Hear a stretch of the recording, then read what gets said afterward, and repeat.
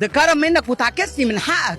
ايوه. فيفي عبده ما يبعدهاش عن الجمهور وتغيب لفترات طويلة إلا الشديد القوي، واللي مرت به الفترة الأخيرة مش سهلة، وما كانتش بتقوم من السرير بسبب العملية اللي عملتها في ظهرها والسحر اللي المنتج أحمد الزواوي عمله لها وقال إن دي قرصة ودن. لكن مين اللي تنام في السرير؟ رجعت من تاني تقول يا أرض تهدي ما عليكي أدي، وعاوزة كل اللي يشوفها يتغزل فيها ويعكسها. مش هتصدق اللي قالته؟ طب ما تيجي نعرف كل التفاصيل في الفيديو ده.